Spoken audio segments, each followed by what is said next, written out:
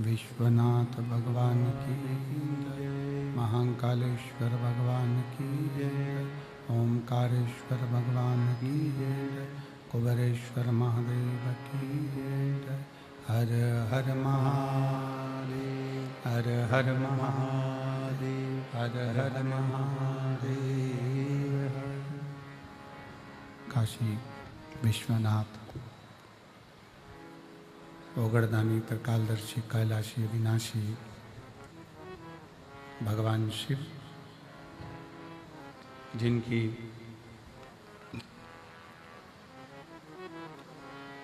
पुनीत पावन शिव महापुराण की कथा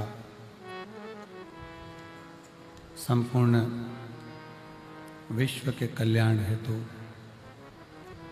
बाबा देवाधिदेव महादेव की कृपा से, उनकी करुणा उदारता से चल रही है। भटिंडा पंजाब की यह पवित्र पावन भूमि, जहाँ आप और हम सब भगवान शिव की पवित्र आनंदमय रसमय कथा श्रवण कर रहे हैं। कथा के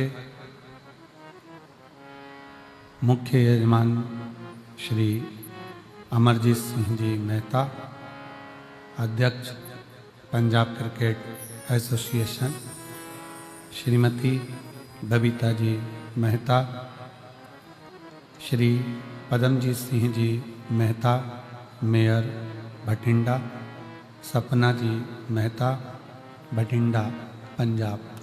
एक बार जोरदार ताली बजाकर यजमान परिवार के लिए साधुवाद।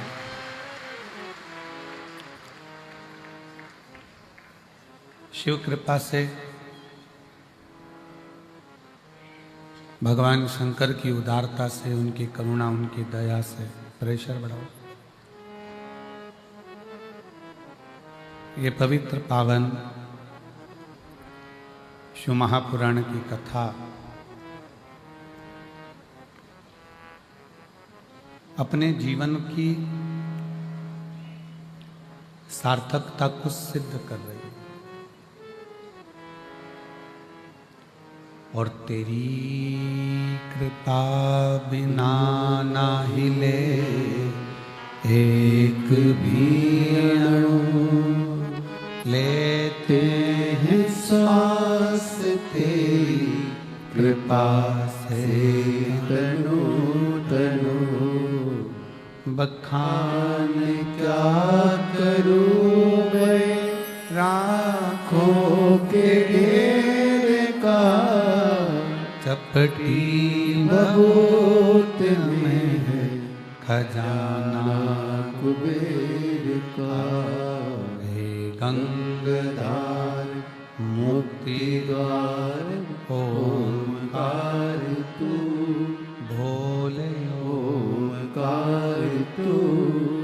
आयुष तिहारी शंभु तार तार तू। बखान क्या करूं मैं राखों के ढेर का, चपटी बहुत में है खजाना कुबेर का।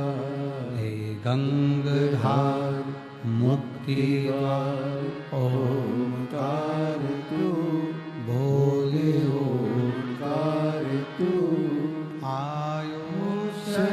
तिहारी शंभु तार तार तू। शिव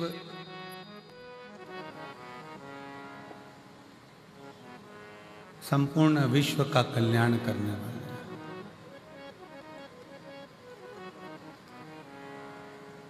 बस देवादिदेव महादेव को पहचान के नेत्र की जरूरत है।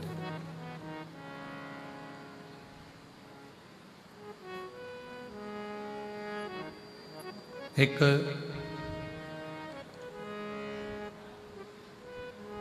लंबा चलना है ना, बहुत दूर तक अगर जाना है, बहुत लंबा चलना है, और जूता भी आप पहने हुए हो,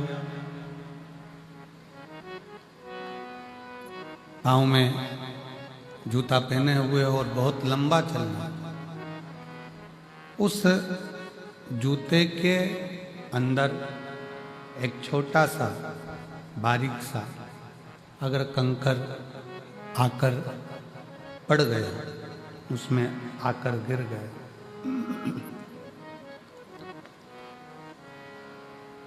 उस जूते के अंदर अगर एक छोटा सा भी कंकर आकर पड़ जाता है, गिर जाता है, रह जाता है, तो आप बहुत दूर तक नहीं जा सकते। कितना भी प्रयास करें,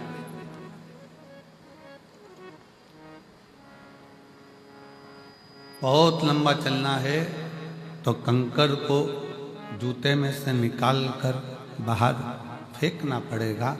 उसी तरह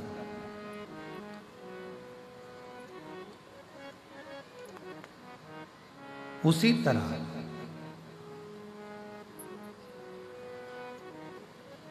जूते में से अगर कंकर निकाल कर नहीं फेंका तो बहुत लंबा चल नहीं पाओगे। जिंदगी भी ऐसी ही है, मन में से अगर अहंकार निकाल कर नहीं फेंका तो मंजिल तक नहीं पहुंच पाओगे।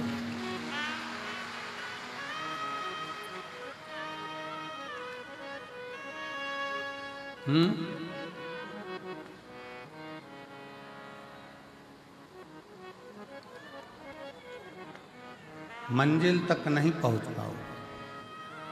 जूते में से कंकर का निकालना जरूरी है और मन से अहंकार का निकालना जरूरी है।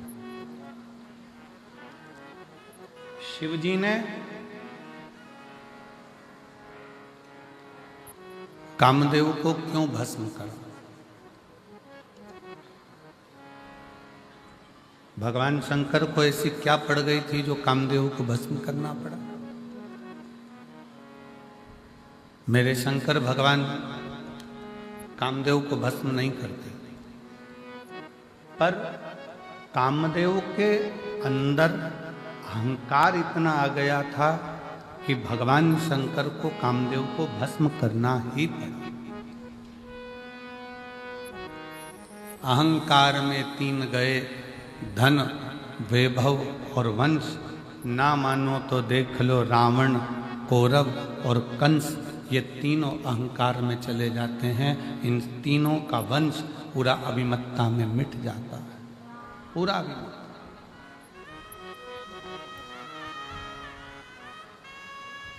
शिव को अभिमत्ता प्रिय नहीं।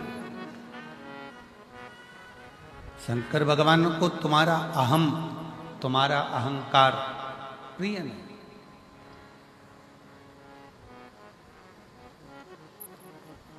आप अपने जीवन में हम श्री अमरजीत सिंह जी मेहता जी को इस चीज के लिए धन्यवाद देंगे कि उनसे जब भी बात करो, चाहे फोन पर बात हो, आशीष जी कराएं, चाहे सामने कभी मिलते हैं, बात होती है तो हम उनसे कहते हैं कि बाबा की ऐसी कृपा हुई कि भटिंडा में ये दूसरी बार कथा हुई। तो अमरजीत जी हमेशा अपनी भाषा में कहते हैं कि गुरुदेव, ये हम नहीं करा रहे। और मैं उनके बेटे को भी यही कहूँगा, पदम जी को, कि उनके मुख से भी यही शब्द निकलता है कि गुरुदेव, ये कथा, ये सत्संग, ये संगत हम नहीं करा रहे। ये तो कहीं स्वयं भटिंडा की भूमि पर, ये भटिंडा में रहने वाले रहवासियों के कोई पुण्य प्रबल हुए होंगे तो इन्होंने ये कथा करा।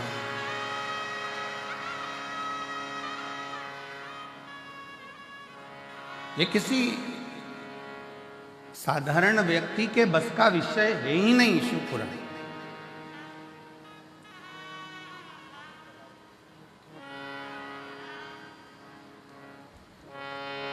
शंकर भगवान की पुराण को करवाने के लिए भगवान शंकर पूरा छलनी से छान लेते हैं और फिर जान लेते हैं कि यह सही है, करवा पाएगा कि नहीं करवा पाएगा, तब करवा पाते हैं। शिव है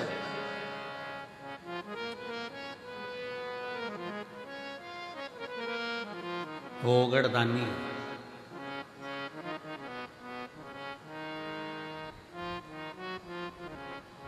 जब बात करो अमरजीत जी से, वो एक ही बात कहते हैं मेहता जी की, गुरुजी बाबा करा रहे हैं, कराएं।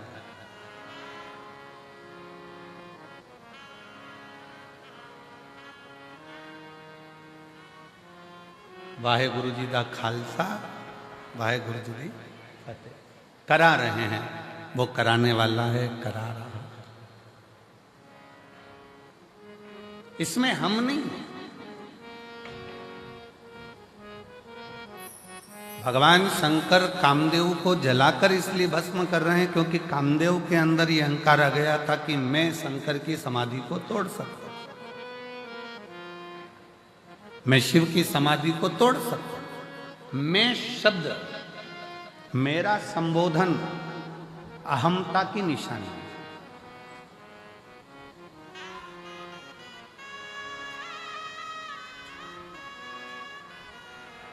जिस दिन आपके अंदर, कल कथा में कहा था कि जिस दिन आपके अंदर ये आ जाएगा कि मैं दुकान कर रहा हूँ, मैं मकान कर रहा हूँ, मैं गाड़ी चला रहा हूँ, मैं घर चला रहा हूँ, मैं परिवार चला रहा हूँ, मैं रिश्ते निभा रहा हूँ, समझ लेना कि उस दिन अब तुम्हारा थोड़ा थोड़ा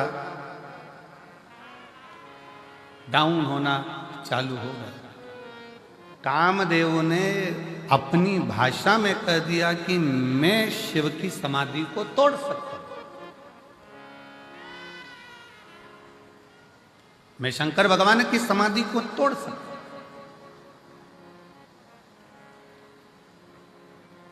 मेरी जीजियों, मेरे जीजाओं, मेरी बेटियों, बेटाओं, मेरी माताओं, मेरे भाई, मेरी बहनों, एक बात बहुत सावधानी से सुनना।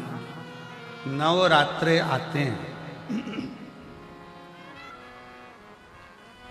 नवरात्रे आते हैं। नवरात्रे में आप माता रानी के व्रत कर लेते हो, जोत जला लेते हो, माता रानी का व्रत करते, उपास करते, जागरण करते, जोत जलाते, पूजन करते, निवेदन करते। और अभी फिर चैत्री नवरात्रे आएंगे, आप फिर आराधना करोगे, फिर साधना करोगे, फिर जोत जलाओगे, फिर माता रानी को याद करोगे, फिर व्रत रखोगे। आप कितने भी व्रत करो, आप कितनी भी जोत जलाओ, आप कितना भी जागरण करो, पर 4 लोगों के सामने जाकर ये कभी मत कहना कि मेरे जैसा व्रत कोई नहीं कर सकता, मेरे जैसा जागरण कोई नहीं कर सकता, और मेरी जैसी जोत कोई नहीं जला सकता। ये अभी मत कहो।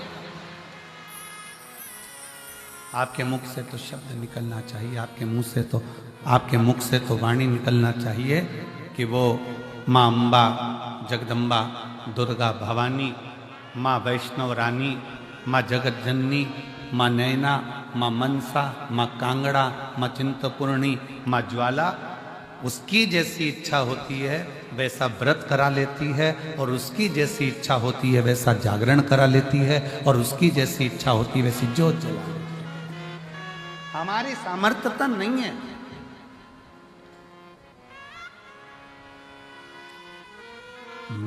मेरा आपकी कृपा से सब काम हो रहा है, मेरा आपकी कृपा से सब काम हो रहा है। करते हो भोले बाबा मेरा नाम हो रहा है, करते हो भोले बाबा मेरा नाम हो रहा है। प्रभु आपकी कृपा से सब काम हो रहा है, भोले आपकी कृपा से सब काम हो रहा है। हमारा अहम हमें त्याग है, हमारी अभिमतता हमें त्याग है, हमारे भीतर का अहंकार हमें त्याग है।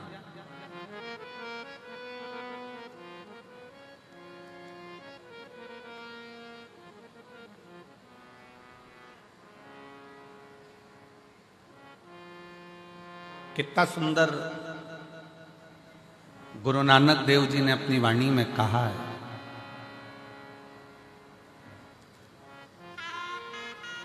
कि जब संगत आवे, जिस समय पर दरवाजे पर कोई संत, कोई साधु, कोई सन्यासी, कोई तपस्वी, कोई साधक, कोई उपासक, कोई भक्त, कोई दीन, कोई दुखी तुम्हारे दरवाजे पर आवे, गुरु नानक देव जी अपनी वाणी में कहते हैं कि उस रब की सेवा से बड़ी सेवा होती है किसी गरीब को, भूखे को भोजन कराने की सेवा।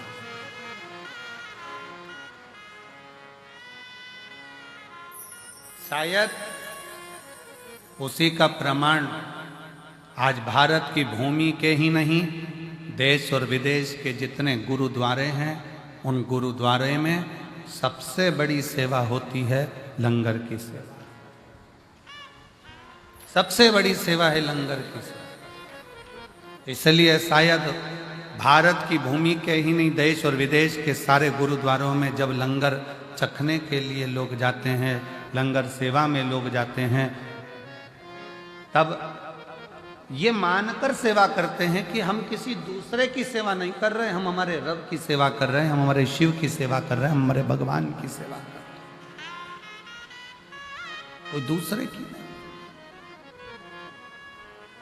और मेरी जीजियों, मेरे जीजाओं, मेरी बेटियों, बेटाओं, मेरी माताओं, मेरे भाई, आप इस कथा के पंडाल में जो हजारों लाखों की संख्या में आप लोग पहुंचे हो, अगर यहाँ पर भी आप अगर सेवा कर रहे हो तो ये मत सोचना कि मैं सेवा कर रहा हूं या मैं सेवा कर रहा हूं।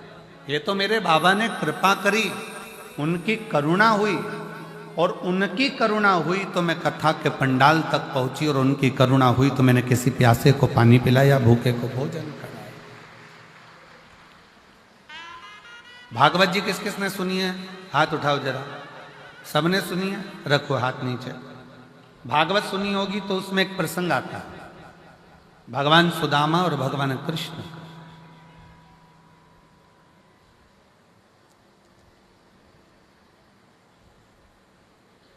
सुदामा जी की धर्म पत्नी सुदामा जी से रोज कहती है कि तुम कृष्ण के दरवाजे जाओ, तुम भगवान कृष्ण के द्वार पहुंचो। बार बार कहती है,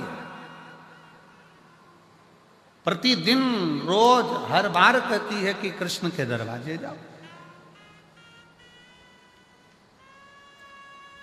पर सुदामा जी भगवान कृष्ण के दरवाजे जाते हैं क्या रोज? रोज कहती है सुशीला, सुदामा जी की धर्म पत्नी रोज कहती है, तो भी सुदामा जी भगवान कृष्ण के दरवाजे नहीं जाते। जाते फिर कहा बहुत दुख का जीवन चल रहा था सुदामा जी का, बहुत तकलीफ की जिंदगी चल रही थी, बार बार कहा गया, पर सुदामा जी भगवान कृष्ण के दरवाजे नहीं जाते। फिर एक दिन सुशीला ने, सुदामा जी की पत्नी ने कहा कि तुम रुको, मैं पड़ोसी के घर से कुछ लेकर आती हूं। पड़ोसी के घर से तंदूल मांग कर लाई, पल्लू में बांध कर सुदामा जी को दिया। सुदामा जी ने वो तंदूल, वो चावल अपनी बाजू में दबाया और दबाकर लेकर चले गए। ध्यान देना, सुदामा जी के पल्लू में पुण्यमय तंदूल आया तो सुदामा द्वारकाधीश के पास पहुंचे। शिव महापुराण की कथा कहती है, जब हमारी जिंदगी में कोई पुण्य हमारे पल्ले में आता है, तब जाकर हम शिव महापुराण की कथा तक पहुंच पाते हैं।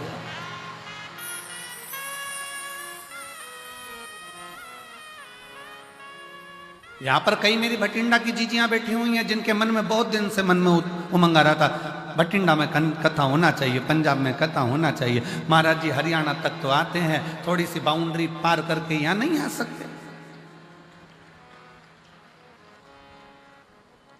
हमारे पंजाब में भी कथा होना चाहिए, हमारे पंजाब में भी कथा होना चाहिए। कितना कितना कोई पुण्य पल्ले में आया, पुण्य पल्ले में आया। हम पिछली बार जब कथा कर कर यहाँ से गए भटिंडा पंजाब से, तो हमने श्रीमती बबीता मेहता जी से, अमर सिंह जी की धर्मपत्नी जी से एक बात यहाँ से जाते समय हमने कहा, माता जी कहीं कोई पुण्य, भाभी जी आपके मायके के, ससुराल के और आपकी 71 पीढ़ी के कोई पुण्य प्रबल हुए होंगे जो भटिंडा में आपने ये शिव महापुराण की कथा करवा ली। कोई पुण्य,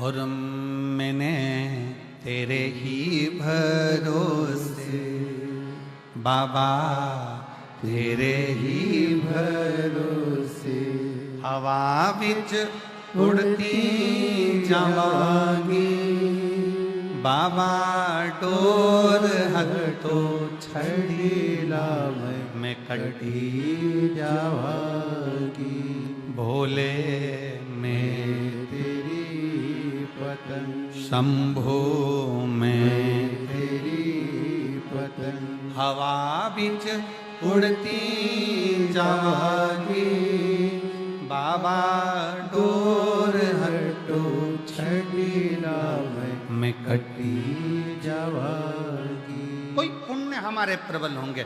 सुदामा जी के पल्लू में जो तंदूल पड़ोसन के घर का आया, चावल पड़ोसन के घर का आया, वो तंदूल जो सुदामा जी लेकर गए, पड़ोसन के घर का पुण्य सुदामा जी के पल्लू में आ गया और वो पुण्य इतना प्रबल था कि उस पुण्य के बल पर सुदामा जी द्वारकाधीश के सामने जाकर खड़े हो गए। हमको इधर पंजाब का तो नहीं मालूम, पर हमारे मध्य प्रदेश में एक रीति चलती है कि दिवाली के समय पर, होली के समय पर, बैसाखी के समय पर, लोहड़ी के समय पर हमारे उधर ऐसी रीत चलती है कि हमारे घर से मिठाई दूसरे के घर जाती है और दूसरे के घर से मिठाई हमारे घर आती है। अब हमें पंजाब का तो नहीं मालूम, पर हमारे उधर तो ये रीत चलती है। इधर भी चलती है क्या? इधर भी है? अच्छा, फिर तो तुम हमारे जैसे ही और हम तुम्हारे जैसे, ठीक है। मतलब हमारे उधर ऐसी रीत है कि त्योहार पर, बैसाखी हो, लोहड़ी हो, दीपावली हो, होली हो, उस समय पर संक्रांति हो, मकर संक्रांति, उस समय पर लड्डू जाता है, मिठाई जाती है और मिठाई पड़ोसी के घर जाती है, रिश्तेदार के जाती है, फिर वहां से भी हमारे यहाँ आती।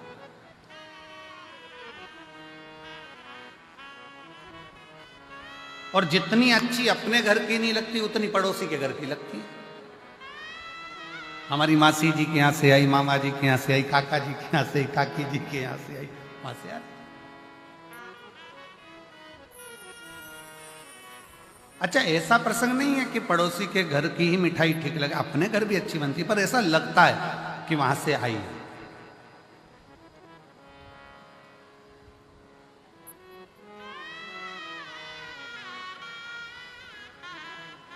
और कभी कभी वो एक प्रसंग याद आ जाता है ना कि वो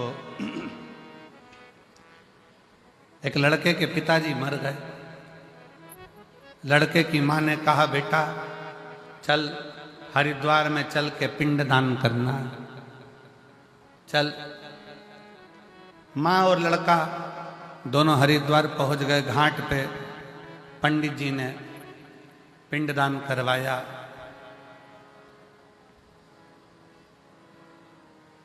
और पिंडदान करवाने के बाद वहां पर भोजन रखा। इतने में एक कौवा उड़ते उड़ते आया।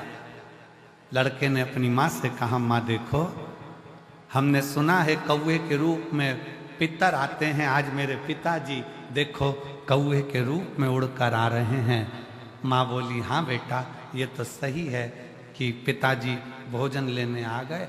थोड़ी देर बाद वो कौवा वहां बैठकर फिर उड़ा और पड़ोस में एक महिला पिंडदान कर रही थी अपने लड़के के साथ, वहां की पूड़ी उठाई चले गया।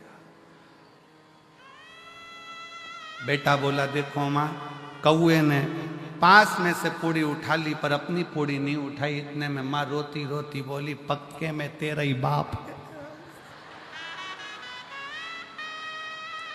पक्के में तेरा ही बाप है। कभी उनको अपने घर का पसंद ही नहीं आया, जब भी खाया पड़ोसी के घर ही खाया। ये तेरा ही बाप है, ये निश्चित हो गया, ये पक्का हो।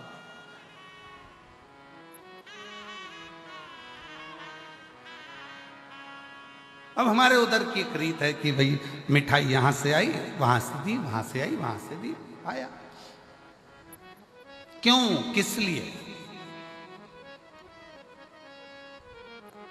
हम भारतीयों में ऐसा रिवाज क्यों है कि त्योहार पर, फंक्शन में, उत्सव में अपने घर की मिठाई दूसरे के घर, दूसरे के घर की मिठाई अपने घर, ऐसा हमारे भारतीयों में ऐसा प्रसंग क्यों आता है? उसका कारण केवल एक सुदामा जी के चरित्र से है। सुदामा जी की पत्नी रोज कहती रही कि जाओ द्वारकाधीश के दरवाजे जाओ, द्वारकाधीश के दरवाजे जाओ, द्वारकाधीश के दरवाजे।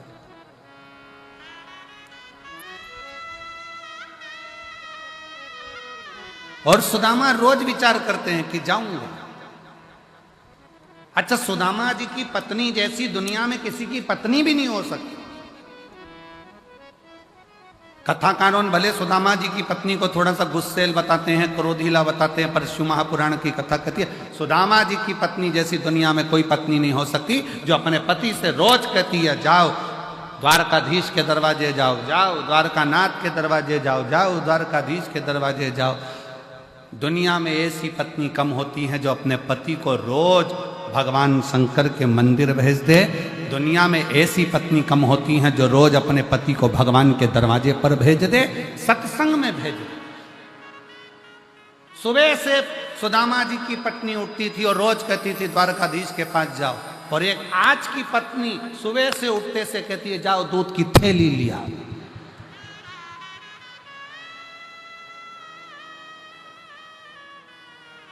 और ऊपर से भी फोन करती करती कह रही है ब्रेड का पैकेट भी ले आना। और सुनो,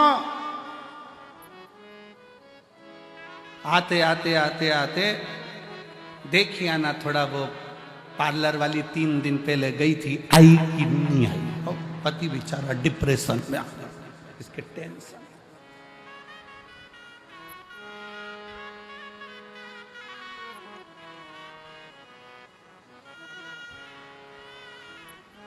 सुदामा जी की पत्नी रोज कहती है, पर सुदामा जाते नहीं है। शिव महापुराण की कथा कहती है जब तक पल्ले में पुण्य एकाग्रित नहीं होगा तब तक भगवान के दरवाजे, सत्संग में गुरु के दरवाजे तब तक आप नहीं पहुंच सकते जब तक आपके पल्लू में पुण्य ना हो। इसलिए हमारे भारतीयों में रीत है, पड़ोसी के घर से मिठाई आती है, हम पड़ोसी के घर मिठाई देते हैं कि हो सकता है हमने जितना भजन करा हो, हमने जितना पुण्य करा हो, उससे 4 गुना ज्यादा भजन पुण्य किसी पड़ोसी ने करा होगा, तो उसका पुण्य हमारे खाते में आएगा और हम भी पार उतर जाएंगे। इसलिए उसकी रीत हमारे यहाँ आजमाई।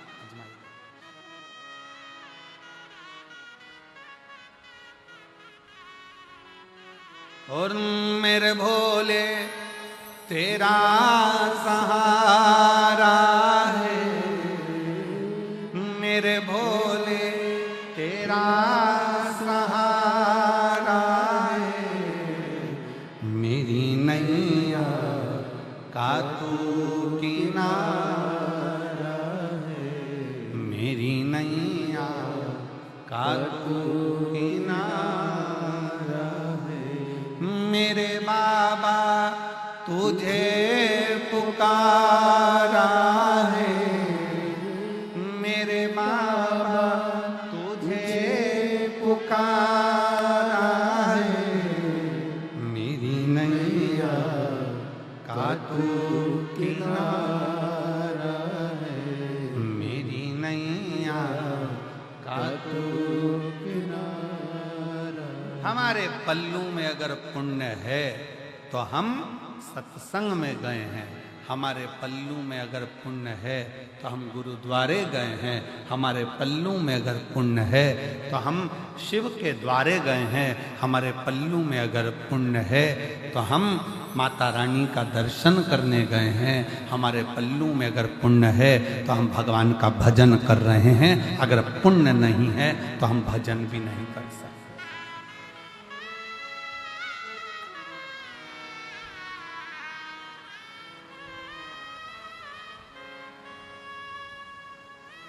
पुण्य अपने पास,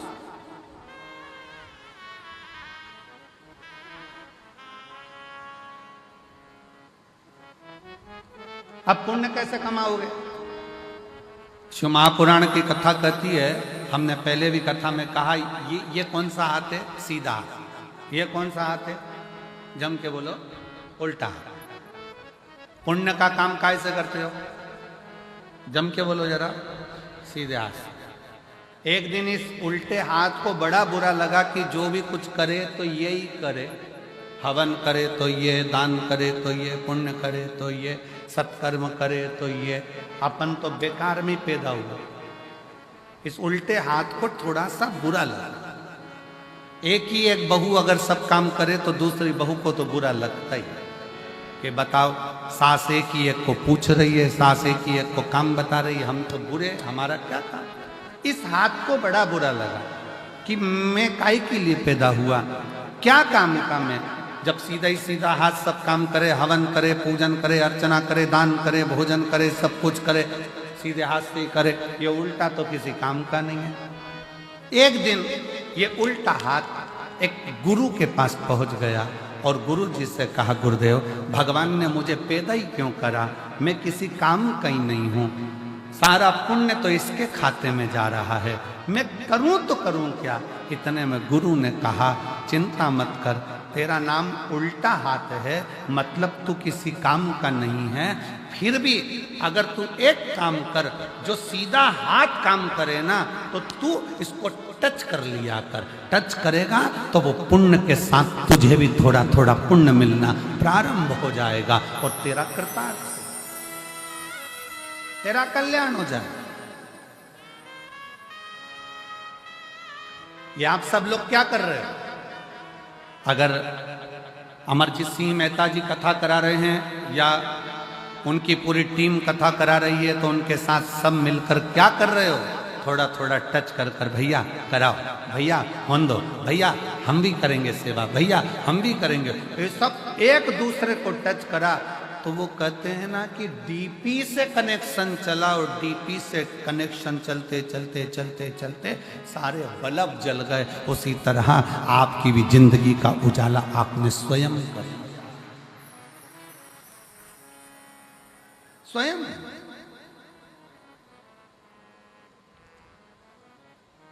भगवान शंकर की अविरल भक्ति, भगवान शिव की अविरल भक्ति का फल आपको प्राप्त, शिव तत्व आपको प्राप्त। और शंभु शरणे मांगू घड़ी रे, दुख काटो दया करीने दर्शन आपो।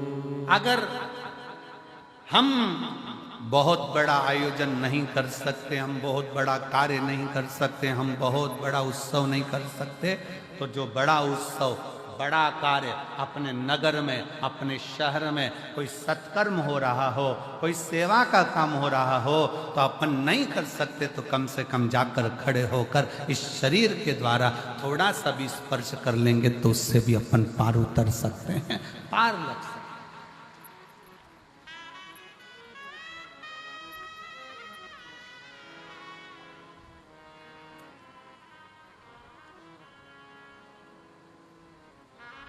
श्रेष्ठ कर्म हमारा हमें परमात्मा तक ले जाता है। श्रेष्ठ कर्म। एक महिला ने लिखा,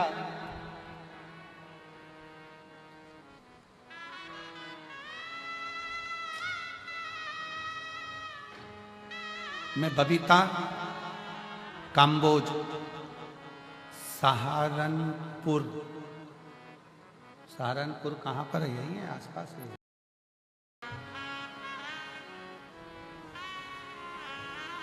शंकर की भक्ति किसको कर, शिव की उदारता किसको कर।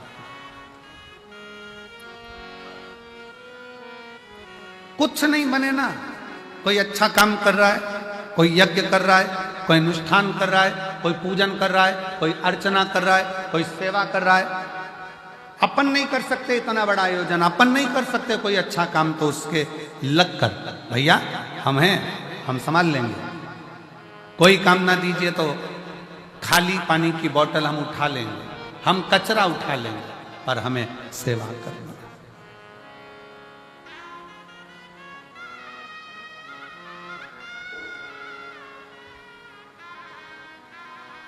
और भला किसी का कर न सको तो बुरा किसी का मत करना, फूल नहीं बन सकते तो फिर कांटे बनकर मत जीना।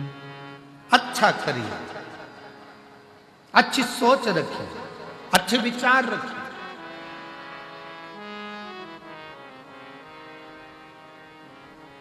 और जब अच्छी सोच के साथ जब हम आगे बढ़ेंगे, अच्छे विचार के साथ हम आगे बढ़ेंगे, तो शिव क्यों ना हो? क्यों? आ जाओ।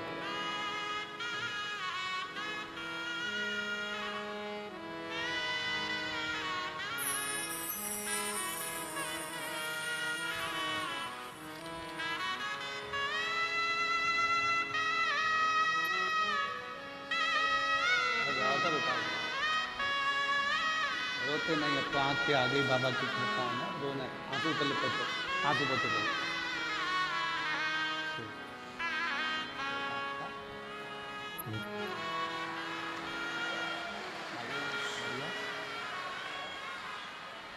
रोते नहीं, उठो उठो, रोना नहीं, उठो अब उठो, आंसू पोछो बाबा के।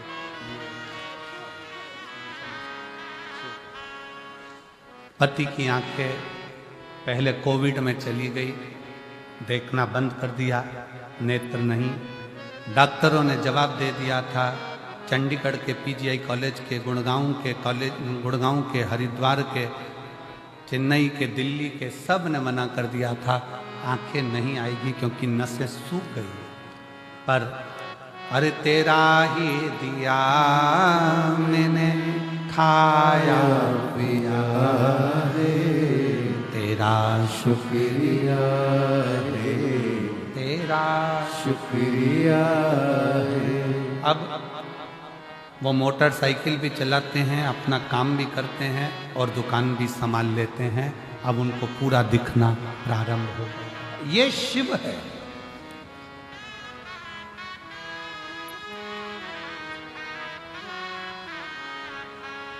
ये जायदाद दी है, औलाद दी है, मुसीबत में हर वक्त इमदाद दी है, तेरा ही दिया मैंने खाया पिया है, तेरा शुक्रिया है, तेरा शुक्रिया है। उसकी आराधना करें,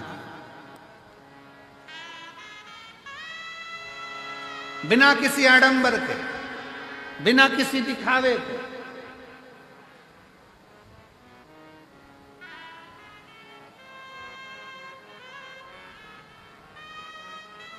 केवल एक विश्वास, एक भरोसा, एक विश्वास, एक भरोसा, और उस विश्वास और भरोसे के बल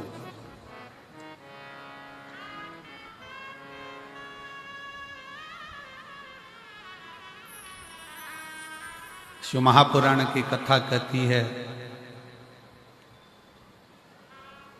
पल्लू में अगर पुण्य बंध गया, पल्लू में अगर पुण्य आ गया, खूब अच्छी अच्छी होटलें हैं, खूब बढ़िया बढ़िया होटलें बनी हुई है, बहुत बड़ी बड़ी होटलें बनी हुई है। आप होटल में 24 घंटे खाओ, मना नहीं, मना नहीं। पर यदि अपने नगर में, अपने क्षेत्र में तुम कहीं बाहर गए हो और राह में तुम्हारी जेब में अगर पैसा है तो तुम अच्छी अच्छी होटल में खा सकते हो, पर एक बात याद रखना, पैसा अगर जेब में है तो होटल तक पहुंचोगे, और अगर पुण्य तुम्हारी जेब में है तो तुम गुरुद्वारे तक, शिव के मंदिर तक, शंकर की चौक तक।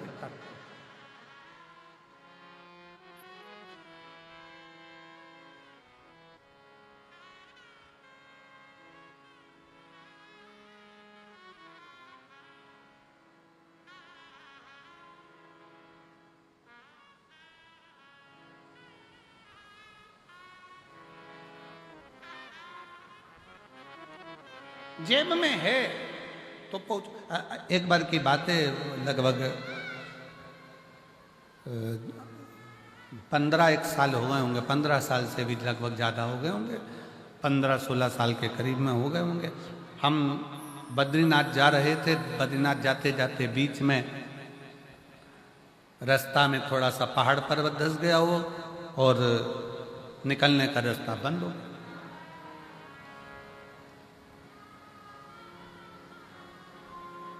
वहीं पंजाब के 2 बेटे, पंजाब के 2 लड़के और मोटरसाइकिल से वो हेमकुंड साहिब जा रहे हैं। और पंजाब के वो दोनों बेटे जो हेमकुंड साहिब जा रहे थे, उन्होंने देखा कि यहाँ रास्ता बंद पड़ा हुआ है और सब लोग परेशान हैं, बच्चे भी परेशान हैं। वो दोनों लड़के गाड़ी को खड़ा करे, मोटरसाइकिल को साइड में, बुलेट को, और वो दोनों लड़कों ने तुरंत पत्थर उठा कर उस रास्ते को क्लीन करा, रास्ता साफ करा। जब रास्ता साफ हो गया तब हम नीचे उतरकर उन दोनों बेटों के पास में गए और हमने उन दोनों बच्चों से कहा, हमने कहा कि भाई तुम्हारी मोटरसाइकिल पर, बुलेट पर तो इतने सारे कपड़े भी नहीं है, इतना सारा सामान भी नहीं है, फिर आप इतने ठंड में ऊपर जा रहे हो हेमकुंड साहिब के लिए, तो कैसे जाओगे? तो कहा महाराज जी वहां सारी व्यवस्था है, सब व्यवस्था। फिर हमने उन बच्चों से कहा, हमने कहा कि बेटा एक बात तो पक्की है कि तुम्हारी जेब में नोट की गड्डी हो चाहे ना हो, पर तुम्हारे दिल में पुण्य की गड्डी बहुत बड़ी पड़ी है, इसलिए बाबा बुला रहा। जब पुण्य प्रबल होता है तब जाकर कोई सतमार्ग तक पहुंचता है, पुण्य प्रबल होता है तब कोई अच्छा काम कर पाता है, पुण्य प्रबल होता है तब कोई भूखे को भोजन करा पाता है, पुण्य प्रबल होता है तब किसी के घर में अतिथि मेहमान आते हैं, पुण्य प्रबल होता है तब किसी के दरवाजे पर कोई भूखा पहुंचता है। और अगर पाप प्रबल होते हैं तो दुनिया के लोग दूर हटते चले जाते हैं, केवल दारू कुट्टे पास में आते चले जाते हैं।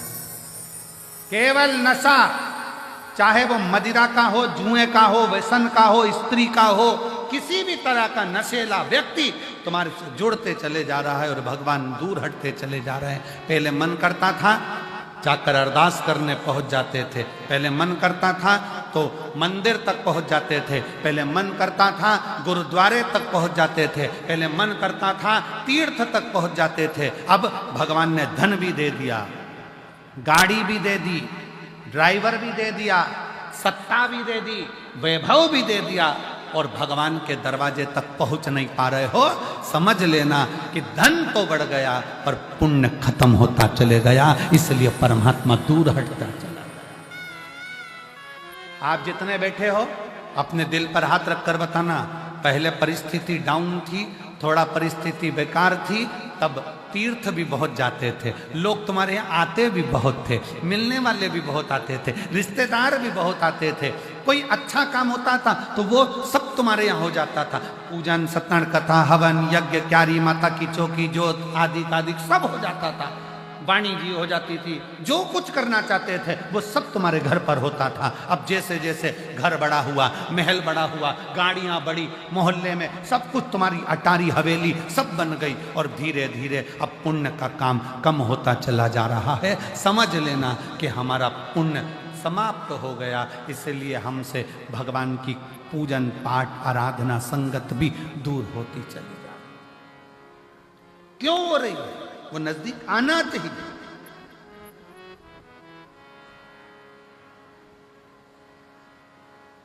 पहले छोटा सा घर था, मेहमान ज्यादा आते थे, घर बड़ा हो गया, मेहमान जाना चालू हो गया, मेहमान नहीं आते। कारण क्या है? घर तो बड़ा हो गया पर दिल बड़ा करना भूल गए, मन बड़ा करना भूल गए।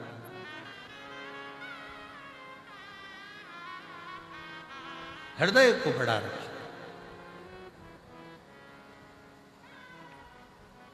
मन को बड़ा रखिए। दिल को बड़ा रखे। और जब हृदय बड़ा हो, एक पत्र है देखिए बड़ा सुंदर,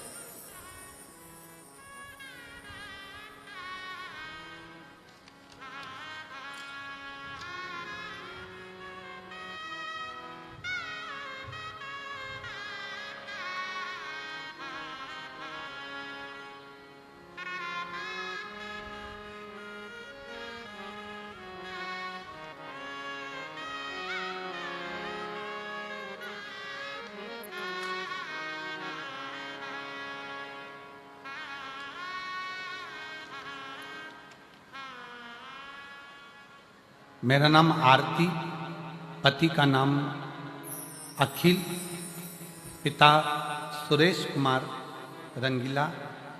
मोबाइल नंबर ये है,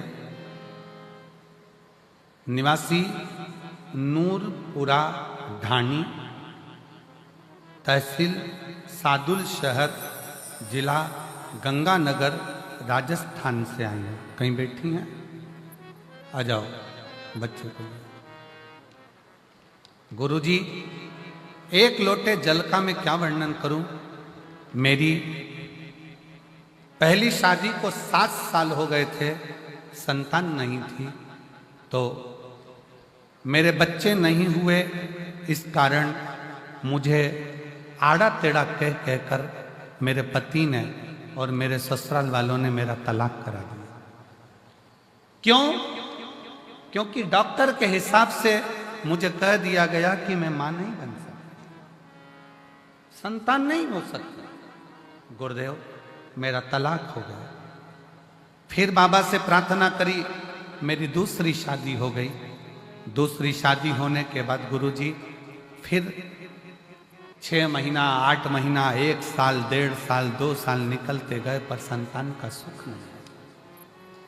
आखिरी में वापिस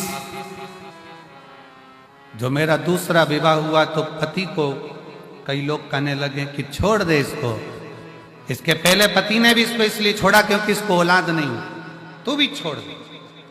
तब डॉक्टरों को दिखाया, डॉक्टरों ने तो मना करा, पर आखिरी में उसी हॉस्पिटल में एक दरवाजे पर एक प्यून खड़ा था। उस प्यून के कहने पर मैंने शंकर को मंदिर में जाना प्रारंभ करा, 1 लोटा जल चढ़ाना प्रारंभ करा, और आस्था चैनल पर जो कथा आ रही थी उस कथा को सुनना प्रारंभ करा। फिर मैं 2024 में भटिंडा पंजाब की कथा सुनने के लिए आ गई। बाबा को झोली पसार कर पंडाल में से कहकर गई, बाबा कहीं मेरा दूसरा तलाक भी ना हो जाए, मुझे औलाद देने की जवाबदारी तेरी है। तब बाबा की कृपा से 5 महीना भी पूर्ण नहीं हुआ और शिव की कृपा से मेरा गर्भ ठहर गया और बाबा की कृपा से मुझे संतान की प्राप्ति हुई। मैं बाबा को यहाँ प्रणाम करने के लिए आई हूँ। गुरुदेव, 4 दिसंबर को मेरे घर में संतान की प्राप्ति हुई है। मैं शिव को नमन करने के लिए। शिव, एक लाइन अच्छी लिखी है, बाबा ना जाने कितनी बेटियों का भाग्य इस शिव महापुराण ने लिख दिया, नहीं तो कई बेटियां तो रोती ही रहती, रोती।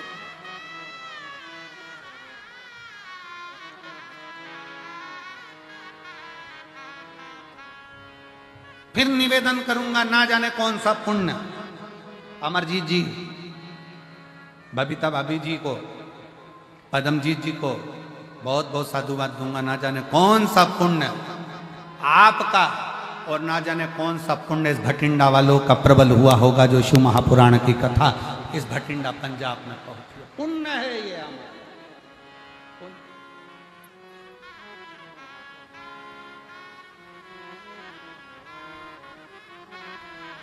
उस पुण्य की प्रबल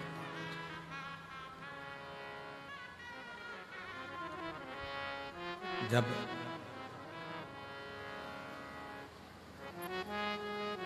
भीतर का हम परमात्मा और हमारे बीच में आएगा, तो वो अहम हमें परमात्मा से दूर करता जाएगा। अहम,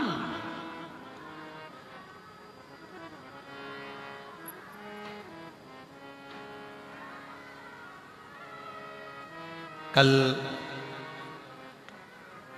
परिवार में से खबर आई कि एक मांगलिक कार्य है और उस मांगलिक कार्य को 11 तारीख का वो मांगलिक कार्य है, तो उसमें आना जरूरी है और परिवार का कार्य।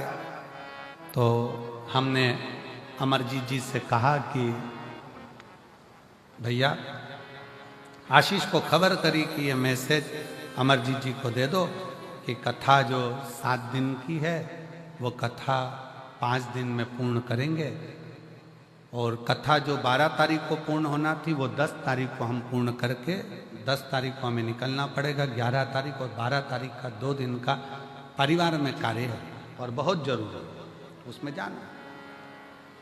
अब वो खबर पदम बेटा को मिली और पद्म बेटा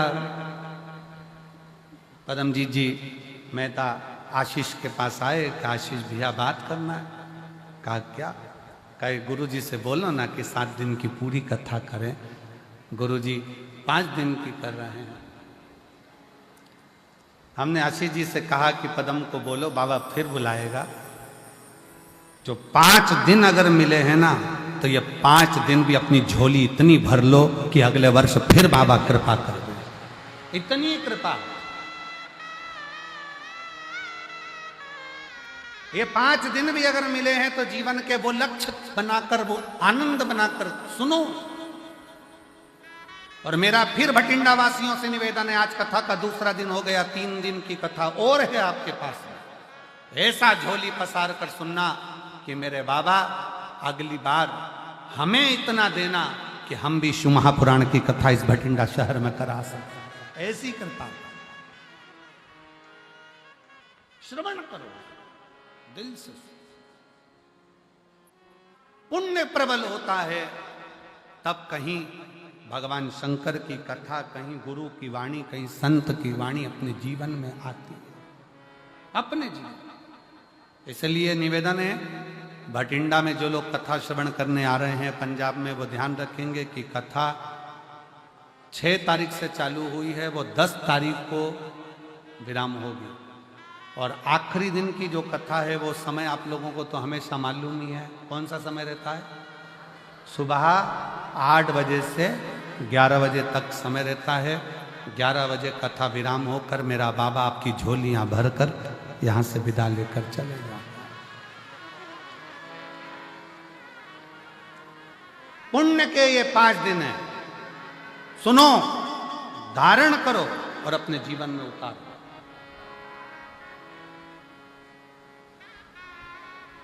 और ये कथा यहां पर 10 तारीख को विराम हो जाएगी। फिर कथा, अगली कथा की जो जानकारी है, कई लोग कहे अगली कथा की जानकारी, तो 21 तारीख से 27 मार्च तक, 21 मार्च से 27 मार्च तक जसपुर छत्तीसगढ़ की पावन धरा पर 1 बजे से 4 बजे तक जसपुर छत्तीसगढ़ में शिव महापुराण की कथा 7 दिवसीय होगी। जसपुर वाले, छत्तीसगढ़ वाले को बहुत बहुत बधाई हो। उसके बाद में राजस्थान वालों को बधाई दे रहा हूँ कि 11 तारीख से 17 अप्रैल तक, 11 अप्रैल से 17 अप्रैल तक रतनगढ़ राजस्थान में शिव महापुराण की कथा हो। 11 अप्रैल से 17 अप्रैल तक रतनगढ़ राजस्थान वालों को बधाई हो जो कथा मिली है। और बिहार वालों को भी बधाई दूंगा जिनको कथा 21 अप्रैल से 27 अप्रैल तक सिंहेश्वर बिहार में कथा होगी। उसके लिए बिहार वासियों को बहुत बहुत बधाई हो, बिहार के रहवासियों को बधाई हो। ये सभी कथाओं के क्रम चले। शिव तत्व है, उसको धारण। 5 दिन है भटिंडा के पास में, इसको दिल से, आनंद से, जितनी सेवा से, जितने भजन से, जितनी भक्ति से श्रवण कर सकते हो और जितने प्रेम से बाबा को पुकार सकते हो, पुकार।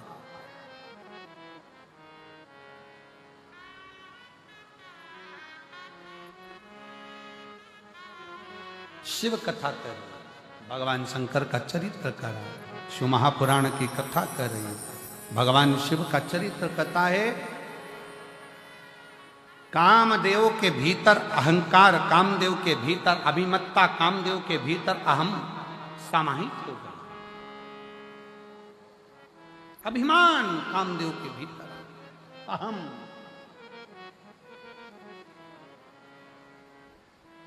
और जब कामदेव के भीतर अभिमत्ता समाहित हुई, अहंकार आया, मेरे शिव भस्म नहीं करते। जब अहंकार बढ़ता चले जाता है तो शंकर भी भस्म कर ही दे। एक शिव जी का एक भक्त था जिसका नाम था प्रनद।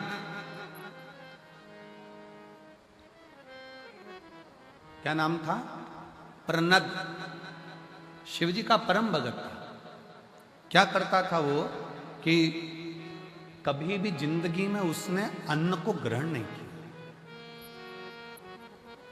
अन्न खाता ही नहीं, पानी पीता, पेड़ों की पत्तियां तोड़कर भगवान का श्रृंगार करता और उसी पत्ती का सेवन करता।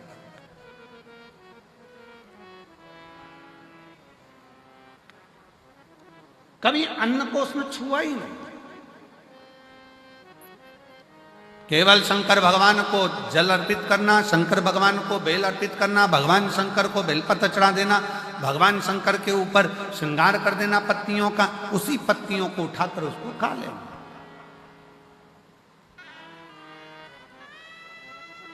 समय निकलता गया। एक दिन प्रणत पत्तियां तोड़ रहा था और डाली पे से नीचे गिरा। नीचे गिरते से हाथ उसका कट गया। कटा तो उसमें से रक्त गिरने की जगह उसमें से पत्तियों का रस टपक रहा। पत्तियों का रस टपक रहा।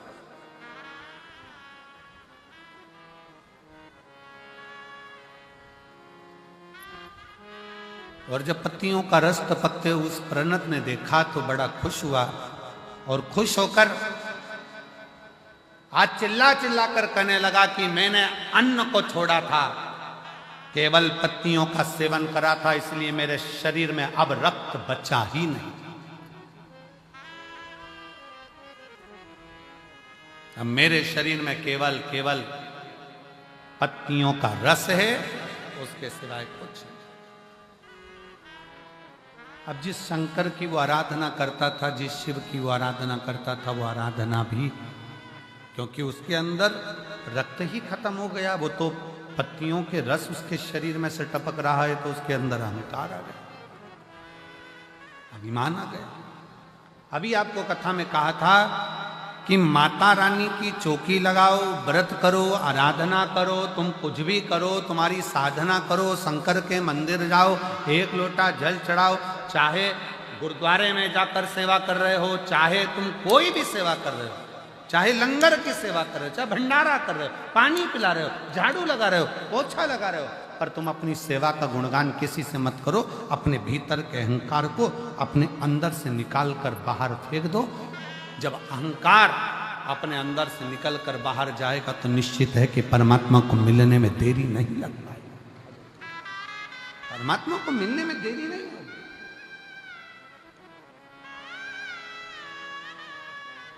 परमात्मा फिर मिलता जरूर है।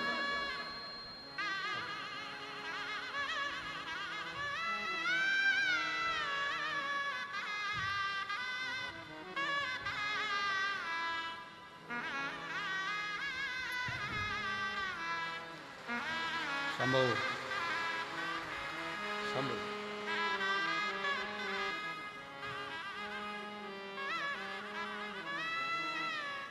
जोरदार ताली बजाकर साधु।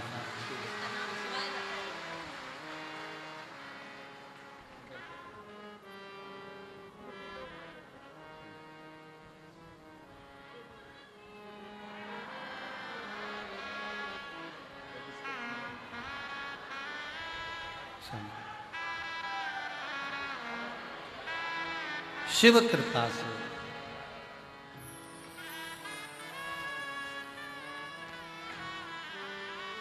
आरती, पति का नाम अखिल, नूरपुरा ढाणी, सादुल शहर तहसील, गंगानगर, राजस्थान की है। बेटी ने लिखा है,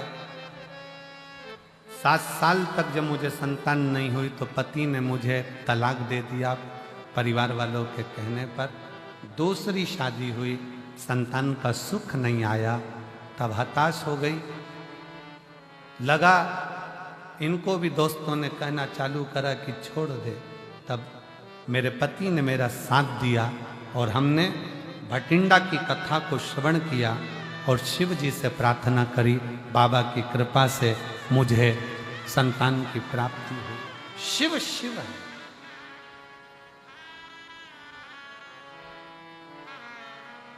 शंकर शंकर, वो देने में देरी नहीं करता। विश्वास प्रबल रखिए, भरोसा प्रबल रखिए। और सबसे मूल है आपका विश्वास। प्रणत भीतर से अहंकार उत्पन्न कर लिया। प्रणत के अंदर अभिमान आ गया कि मैं सब कुछ कर सकता। अब मेरे अंदर शरीर में रक्त नहीं है, अब मेरे शरीर में खून नहीं, मेरे शरीर में जो पत्तियां मैंने खाई है उसका रस है। मैंने खुद अपने शरीर का ऐसा निर्माण कर लिया। अहंकार आ गया, अभिमान।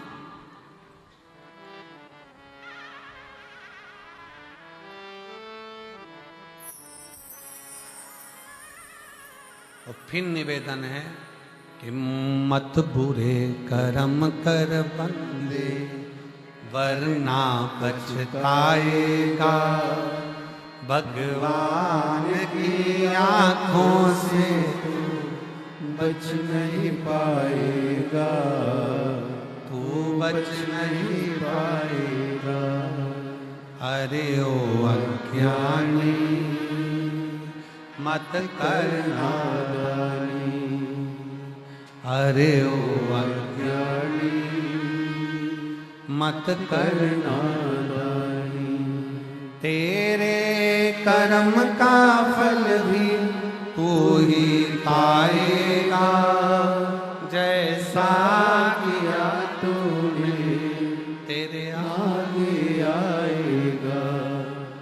मत बुरे कर्म कर बंदे, वरना पछताएगा। भगवान की आंखों से तू बच नहीं पाएगा, तू बच नहीं पाएगा। अरे ओ अज्ञानी मत कर नादानी। प्रणत को भी अहंकार है।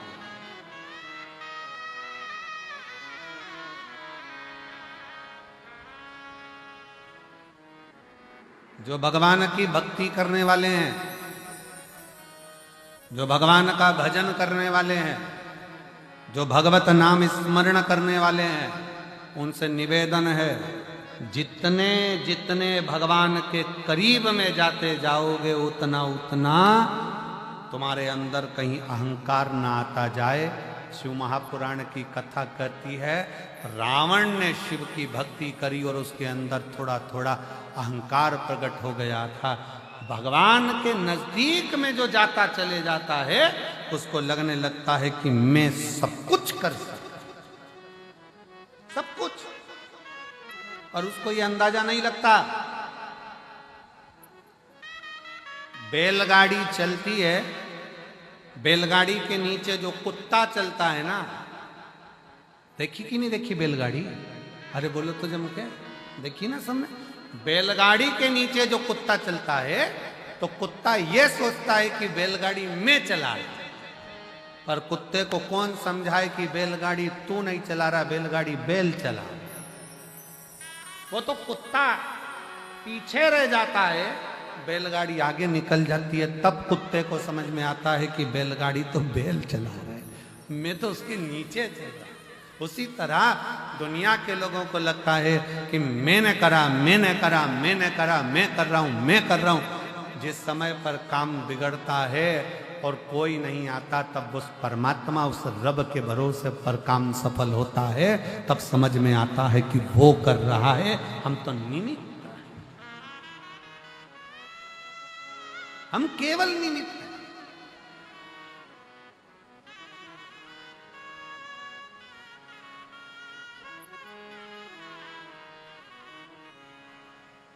पालन हारे, निर्गुण तुमरे बिना हमरा कौन नहीं।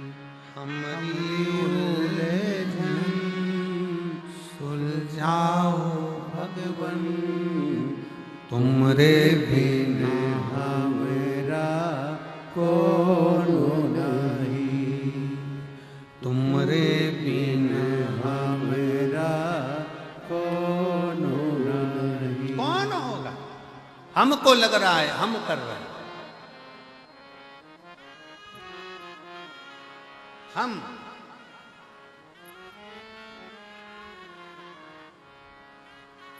एक दिन एक सेठ जी ने कहा अपने परिवार वालों को देखकर, मेरे परिवार के लोग मुझे कितना प्यार करते हैं।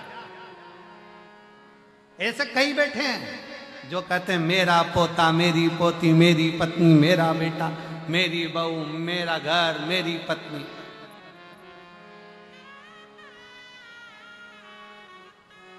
अगर मैं मर गया मेरे पीछे पूरा परिवार मर जाएगा।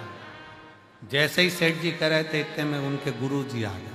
अब गुरु तो गुरु है, और गुरु जी ने आकर तुरंत उसी समय पर, गुरुदेव ने आकर उसी पल, उसी घड़ी, उसी क्षण आकर कहा, सेठ जी क्या बात है? सेठ जी कह रहे हैं, गुरु जी मेरी पत्नी मुझे बहुत प्रेम करती है, मेरा परिवार मुझे बहुत प्रेम करता है, मेरे पोता पोती, मेरे बच्चे बहुत प्रेम करते हैं। अगर मैं मर गया तो मेरा परिवार पहले मर जाएगा। इतने में गुरु जी बोले, एक सीरियल का थोड़ा सा नाटक, थोड़ा सा टॉपिक हमको भी दिखा दो। एक बार मेरा मन है थोड़ी देर के लिए से चक्कर खा के नीचे गिर जाओ। हमें देखना है तुम्हारे मरने पर तुम्हारी पत्नी मरती कि नहीं मरती, तुम्हारे बच्चे मरते कि नहीं मरते। सेठ जी बोले, पागल हो गए गुरु जी, ऐसा कोई मरता है क्या? गुरु जी ने कहा, बस मेरा निवेदन है तुम मरो, मुझे देखना है क्या। और अगर मैं लुढ़क कर नीचे गिरा और मेरे परिवार को कुछ हो गया तो गुरु जी बोले उसकी गारंटी मेरी, तुम मरो तो सही। अब इतने में सेठ जी बोले, ऐसे कोई मरता है? गुरु जी बोले, बस तुम तो ऐसे चक्कर खा के नीचे गिर जाओ, मैं डॉक्टर को बुलवाऊंगा, उसको कह दूंगा, डॉक्टर साहब तुम तो कह दो मर गया, और डॉक्टर को भी बाजू में रखूंगा, तुम चिंता मत करो, बस तुम तो देखना कि तुम्हारी पत्नी और बच्चे मर गए मेरे पत्नी बच्चे मेरे चक्कर में, तो वो मैं सब कर लूंगा, तुम तो मरो। सेठ जी ने चक्कर खा के नीचे गिर गए, डॉक्टर को बुलाया, डॉक्टर साहब ने कहा सेठ जी के प्राण चले गए हैं, सेठ जी के प्राण छूट गए, वो मर गए। पत्नी धाड़ कर रोई, बच्चे धाड़ कर रोए, नई नई डिजाइन में रोए, खूब रोए। अब कोई मरता है तो लोग नई नई डिजाइन में रोते कि नहीं रोते? एक सास मर गई तो बहू रो रही थी, अरे अम्मा तुम मुझे छोड़ के चली गई, अरे अम्मा तुम मुझे छोड़ के चली गई, तुम मुझे छोड़कर माँ चली गई। पति बाजू में आकर बोला, चुपचाप रे। फिर रोई, अरे मम्मी मुझे भी साथ ले जाती। इतने में पति बोला, 4 व्हीलर लेके नहीं गई।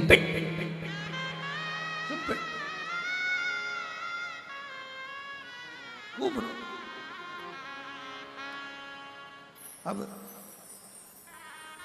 पत्नी रोई खूब चिल्ला चिल्ला कर। गुरुजी ने पूछा क्या हो गया? पत्नी बोली, सेठ जी मुझे छोड़कर चले गए, गुरुजी मुझे छोड़कर चले गए, मुझसे बोलते तो सरी, मेरा क्या होगा? सेठ जी चले गए। इतने में गुरुजी बोले, चिंता मत कर, मेरे पास में एक पुड़िया रखी है, ले, इस पुड़िया में एक भभूति है, वो भभूति तू खाएगी, मर जाएगी, पति जिंदा हो जाएगा। इतने में पत्नी रोती रोती बोली, वो तो कह रहे थे अब तुझे ही संभालना, तुझे।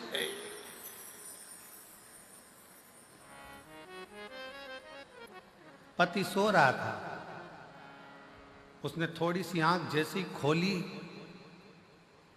मन में सोचा मैंने तो ऐसा कभी नहीं बोला। उठने ही वाला था, इतने में गुरुजी ने चिमटा खोड़ दिया, पड़े रहे, पड़े। थोड़ी देर बाद बेटा रोया। गुरुजी ने पूछा क्यों रो रहा है? पिताजी चले। पिताजी ये भी नहीं बताया कि किससे कितना लेना था। बाप को लग रहा है मर गया, वो नहीं दिख रहा, लेनदारी की पड़ गई।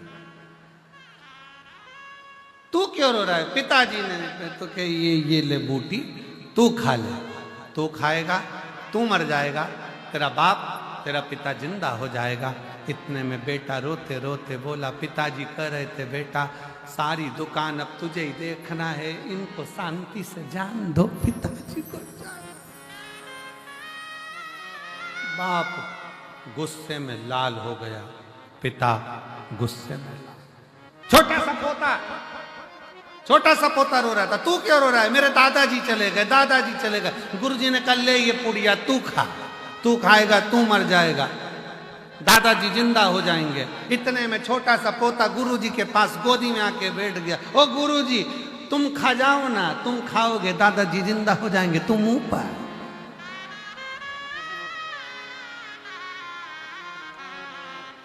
कौन है? वावारी दुनिया मतलब की दुनिया में किसी का कोई नहीं। कौन किसका?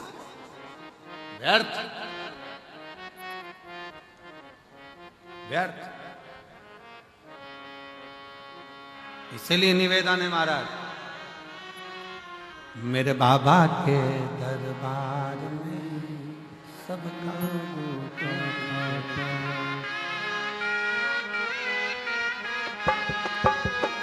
सबका खाता है, यहाँ पर सबका खाता है, सबका खाता है, यहाँ पर सबका खाता है। ओ सबका खाता है, यहाँ पर सबका खाता है, सबका खाता है, यहाँ पर सबका खाता है। शिव लहरी के दरबार में सबका खाता है, शिव लहरी के दरबार में सबका खाता है। भोले बाबा के दरबार में सबका खाता है, भोले बाबा के दरबार में सबका खाता है। शंभो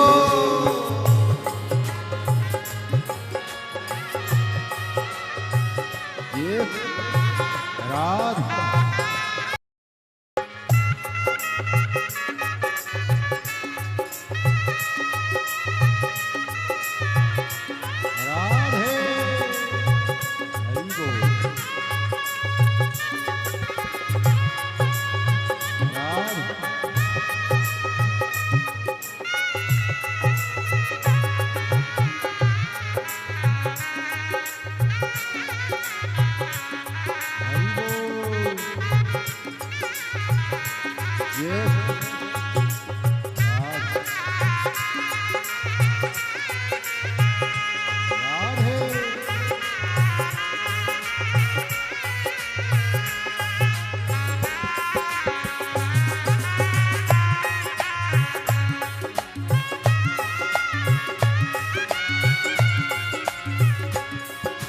देख समझ ले मानो तू है 2 दिन का मेहमान, 2 दिन का मेहमान, 2 दिन का मेहमान। वो देख समझ ले मानो तू है 2 दिन का मेहमान, 2 दिन का मेहमान, 2 दिन का मेहमान। कितने आकर चले गए हैं, कितने आकर चले गए, कोई जाने को तैयार। मेरे बाबा के दरबार में सबका खाता है, मेरे बाबा के दरबार में सबका खाता है। भोले बाबा के दरबार में सबका खाता है, भोले बाबा के दरबार में सबका खाता है। ओ सब सबका खाता है, सबका खाता है, यहाँ पर सबका खाता है, ओ सबका खाता है, यहाँ पर सबका खाता है, सबका खाता है, यहाँ पर सबका खाता है, ओ मेरे बाबा के दरबार में सबका खाता है, मेरे बाबा के दरबार में सबका खाता है, भोले बाबा के दरबार में सबका खाता है, भोले बाबा के दरबार में सबका खाता है, डमरू वाले के दरबार में सबका खाता है, डमरू वाले के दरबार में सबका खाता है, शंभू बाबा के दरबार में सबका खाता है, शंभू बाबा के दरबार में सबका खाता है।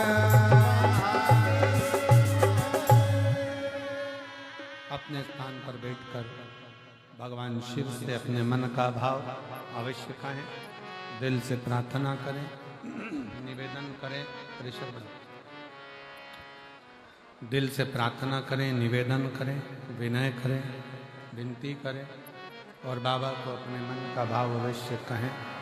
जहाँ जगह मिले वहाँ बैठकर शिव जी को हृदय से प्रार्थना करें। सब लोग साथ में बोलेंगे, साथ में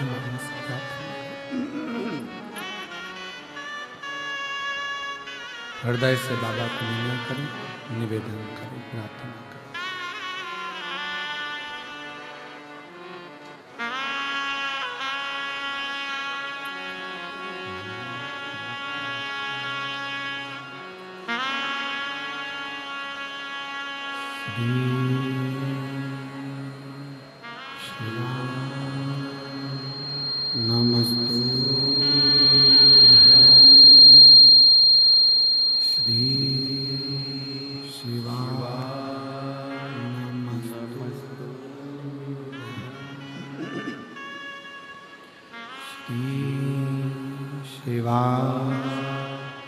नमस्तु श्री शिवाय नमस्तु श्री शिवाय नमस्तु भोला सब दुख काटो ओ सब दुख काटो शिव शंकर जपो तेरी माला भोले बाबा जपो तेरी माला भोला सब दुख काटो ओ भोला सब दुख काटो वेश है मंगल मंगलकारी वेश है मंगल मंगलकारी शमशान वासी शमशान वासी ओ भोला सब दुख काटो ओ भोला सब दुख काटो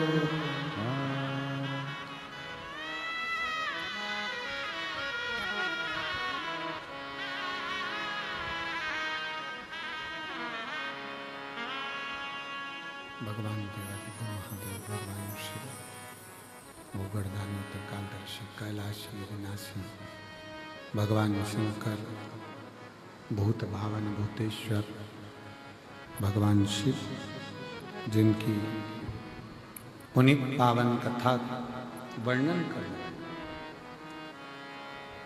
अहम को दूर पटक कर अहंकार को दूर फेंक कर ईश्वर के करीब में जब आओगे तो ईश्वर आपको स्वीकार करेगा।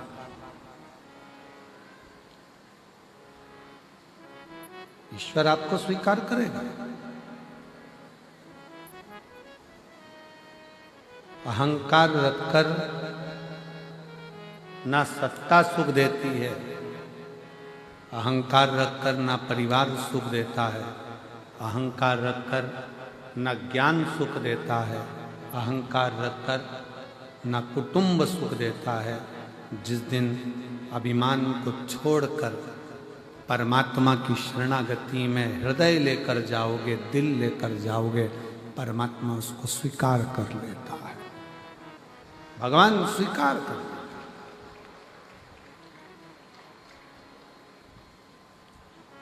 कामदेव के भीतर का अभिमान, अहंकार कामदेव को भस्म करा।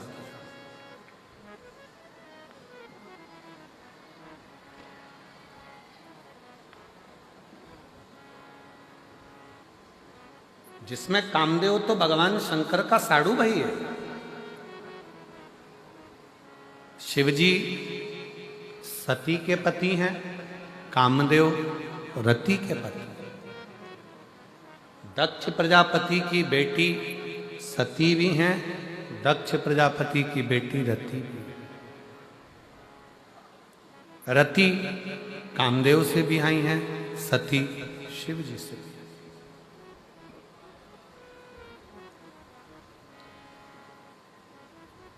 पर अहंकार, अभिमान, अहमता ये बर्बाद कर देते, बर्बाद। जिस समय आपके मुख से मैं मेरा मेरा मेरा निकलना प्रारंभ हो जाए, समझ लेना कि व्यर्थ। गुरु नानक देव जी महाराज जी का एक चरित्र बड़ा सुंदर आता है। बाल्य अवस्था थी गुरु नानक देव जी की, और किराने की दुकान पर, एक किराने की दुकान पर बाबा जी बैठे हुए। कोई आया 5 किलो चावल दे दो, कोई आया 5 किलो ज्वार दे दो, कोई आया 10 किलो बाजरा दे दो, कोई आया ये दे दो, कोई आया वो दे दो। गुरु नानक देव जी की बाल्य अवस्था थी, छोटी सी अवस्था में नानक देव जी बैठे थे। तभी एक ग्राहक आया और आकर बोला, 13 किलो मुझे बाजरा दे दो।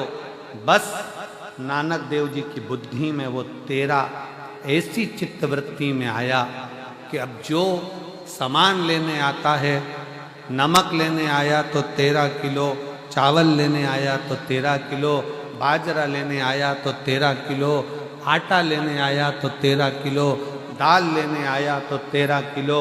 अब तो केवल 13 सेठ जी को मालूम पड़ा कि ये नानका तो बड़ा गजब का काम करे है कि सबको 13 किलो दे रहा है। कोई 2 किलो ले तो 13 किलो और 50 किलो ले तो 13 किलो। नानक जी के पास आकर सेठ जी ने पूछा, ए नानका ये क्या कर रहे हो, सबको 13 दिए जा रहे हो। नानक जी ने कह दिया, इस संसार में कुछ भी मेरा नहीं, हे परमात्मा सब तेरा है, इसलिए 13 के भाव सब।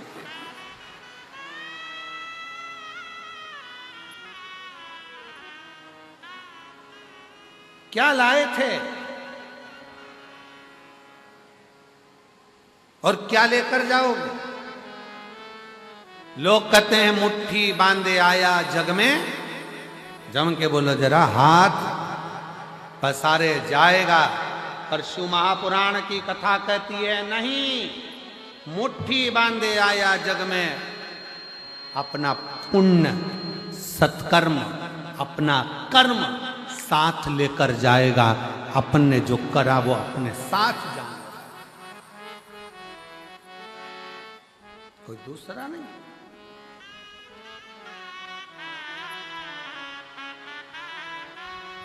अपना कर्म साथ जाएगा।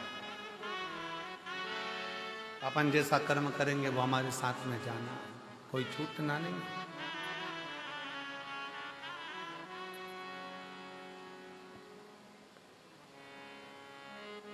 शिव कथा कर रही है, भगवान शंकर का चरित्र कर रहा है।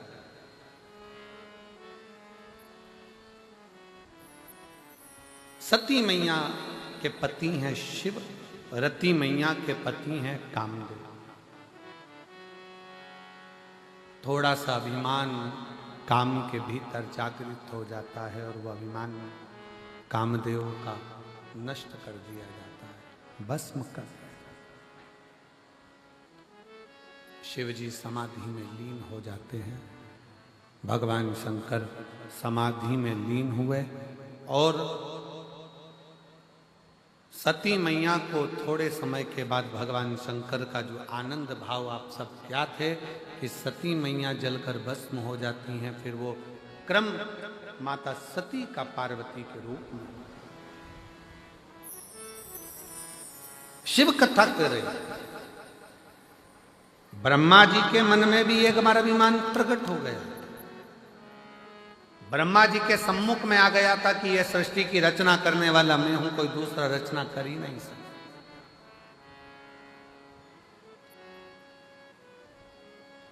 मेरे सिवा कोई सृष्टि की रचना नहीं कर सकता, यह ब्रह्मा जी के हृदय में बात आ गई।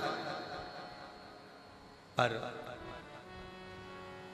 शिव कथा तो कहती है कि अभिमत्ता के जो शब्द हैं ना, यही हमें शिव से दूर कर देते हैं।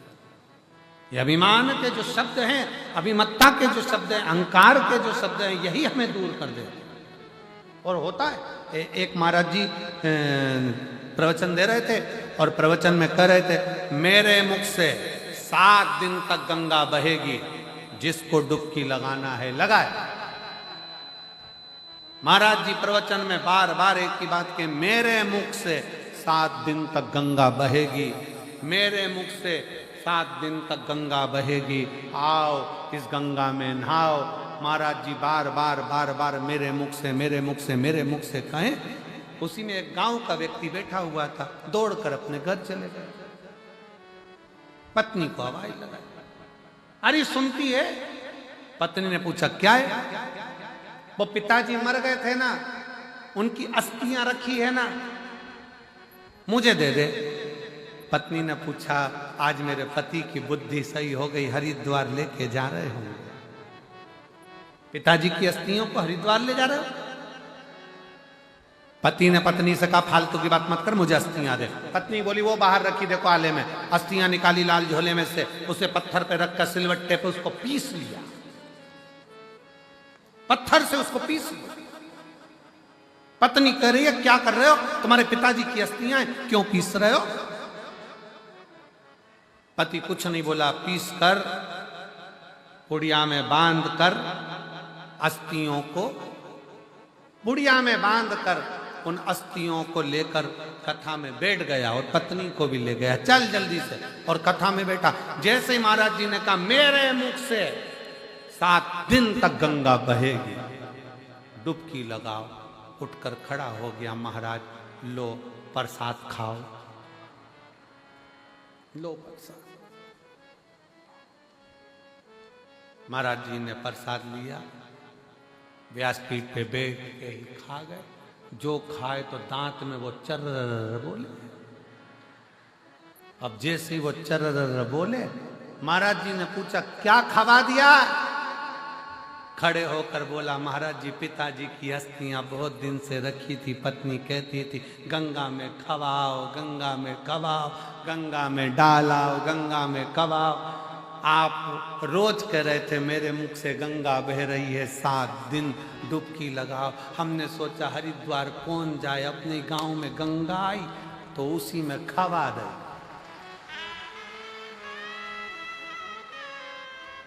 कौन जाए वहां हरिद्वार? महाराज जी ने उसके बाद कभी मुख से नहीं कहा कि मेरे मुंह से गंगा बह रही है, मेरे मुख से। ये मैं का जो संबोधन है, ये मेरा और मैं का जो संबोधन है, यही अभिमत्ता का संबोधन, यही। और शिव को यह प्रिय नहीं। प्रनद ने ये अभिमान का शब्द बोल दिया कि मैं, रक्त विहीन हूं, मेरे शरीर में रक्त नहीं है। प्रणत कहता है कि मेरे शरीर में मैंने जो तप करा, मैंने जो साधना करी, मेरे शरीर में वो पत्तियों का रस भरा गया, मेरे शरीर में रक्त नहीं। ठीक है, रक्त नहीं, नहीं।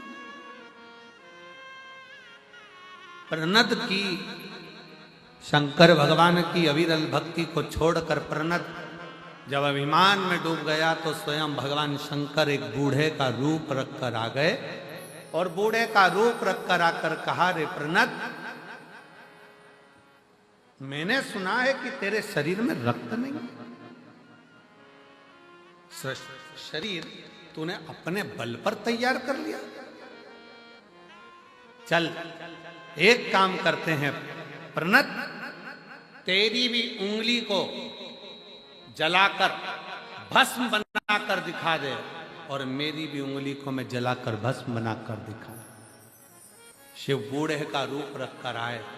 प्रणत ने कहा, इतनी सी बात, मैं शंकर का भक्त हूं, मैं शिव का भक्त हूं। प्रणत ने अपनी उंगली को जलाया तो उसमें से भस्म नहीं निकली, पर शंकर ने बिना जलाए ही उंगली को केवल अग्नि में तपाया और उंगली में से भस्म निकलना प्रारंभ हो गया। बस प्रणत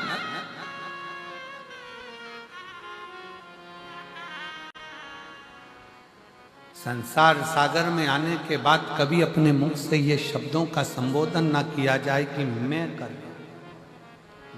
एक पत्र है बड़ा सुंदर, देखिए।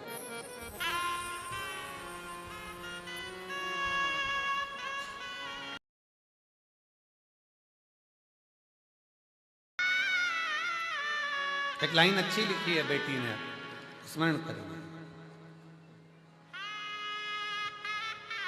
बेलपत्र, बेलपत्र, रोइए नहीं भगवान।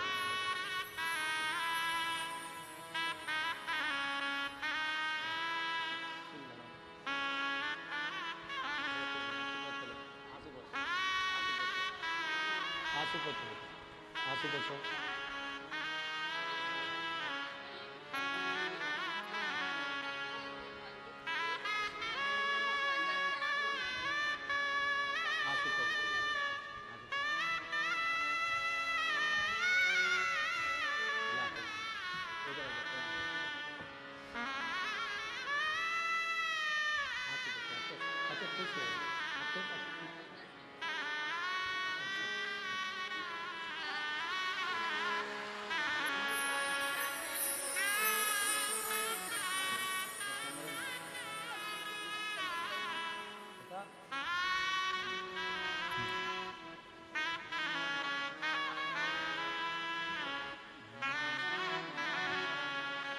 रिश्ता तेरा मेरा सबसे प्यारा, रिश्ता तेरा मेरा सबसे प्यारा, तू मेरा बाबा, मैं हूँ तेरा लाला, मैं हूँ तेरा लाला, तू मेरा बाबा, मैं हूँ तेरा लाला, मैं हूँ तेरा लाला।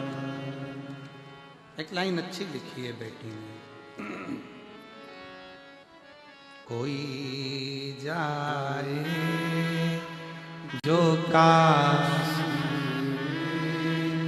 मेरा तेरा ले,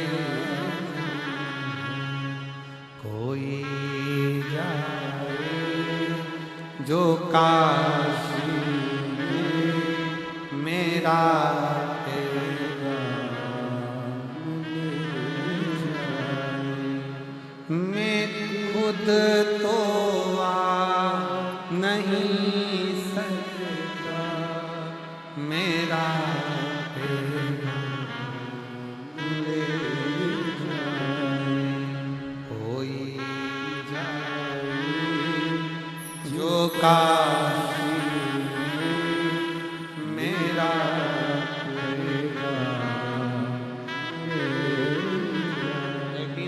में लिखा है, बड़े डॉक्टर को दिखाने का पैसा हमारे पास नहीं था। ऑपरेशन बड़ा था, बीमारी बड़ी थी, डॉक्टर ने कह दिया था जरूरी है, पर कैसे कराते? खुद भी बिक जाते तो धन कहां से लाते? तब शिव पर आश्रय, शिव स्वयं बाबा ने गांठ को निकाल दिया, मुख ठीक कर दिया। डॉक्टर तो कहते थे कि चीरा लगेगा, बिना फाड़े जीवान भी ठीक हुई, घाव भी ठीक हुआ, और शिव ने संभाल वो है तो क्या गम है, क्या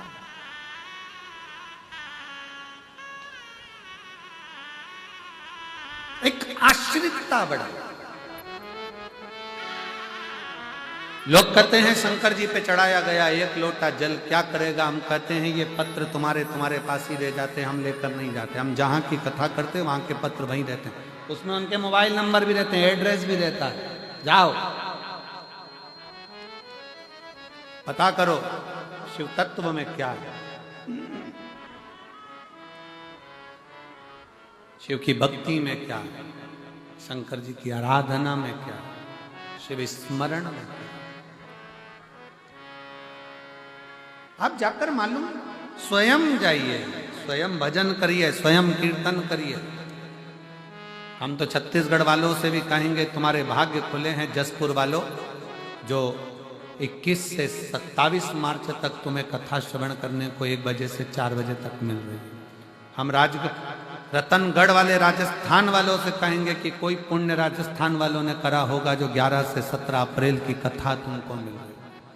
हम बिहार वालों को साधुवाद देंगे जो 21 से 27 अप्रैल की कथा सिंहेश्वर बिहार को मिली, कोई पुण्य। और ये भटिंडा पंजाब वालों को साधुवाद देंगे कोई पुण्य प्रबल हुआ कि 5 दिन की कथा आपको श्रवण करो, धारण करो, अर्चना करो, प्रार्थना करो। यहां जब आओ अपना पूरा टेंशन, पूरी चिंता ये सोच कर आना कि हमने बाबा के भरोसे जा रहे हैं। हम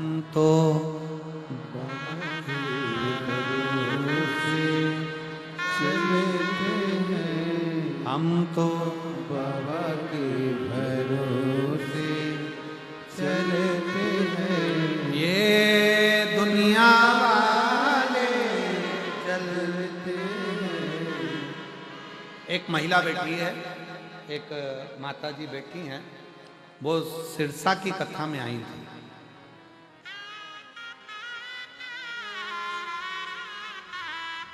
जिला फतेहाबाद, रतिया, हरियाणा की रहने वाली हूँ।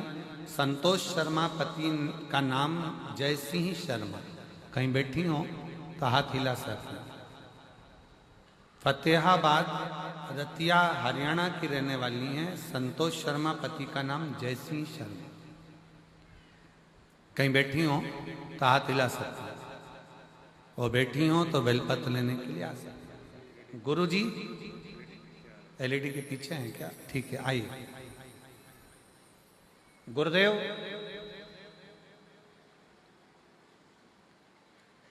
मेरे लड़के की शादी नहीं हो रही थी।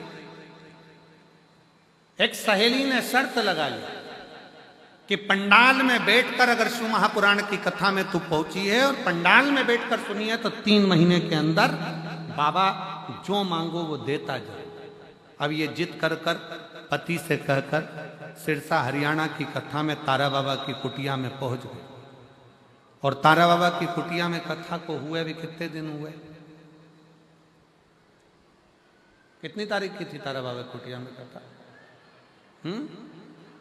अभी कथा पूर्ण हुई।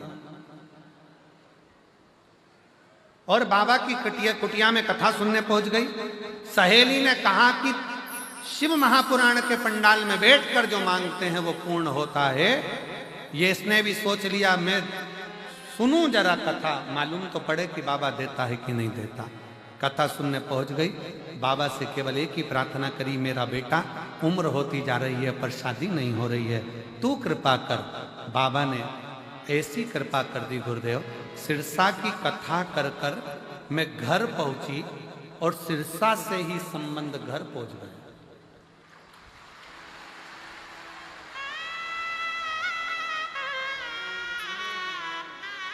गुरुदेव,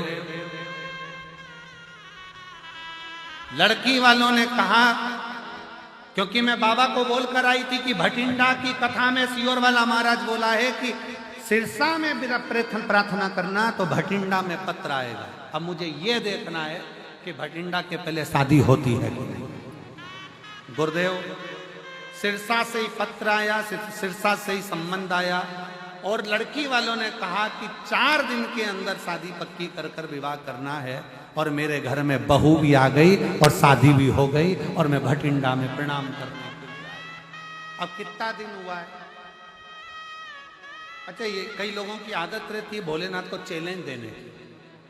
अब उनको समझाए कौन कि बाप है बाप, अपन सब उसकी औलाद है।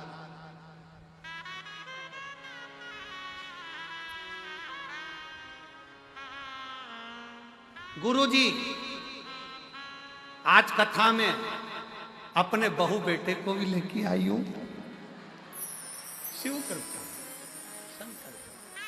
अरे तेरा ही दिया मैंने खाया पिया, तेरा शुक्रिया, तेरा शुक्रिया, मुझे भोले बाबा ने बहुत दे दिया, तेरा शुक्रिया, तेरा शुक्रिया। अहम से दूर होंगे, शिव करीब होगा। पननत का अहंकार शिव जी ने तोड़ दिया, कामदेव का अहंकार शिव जी ने तोड़ दिया।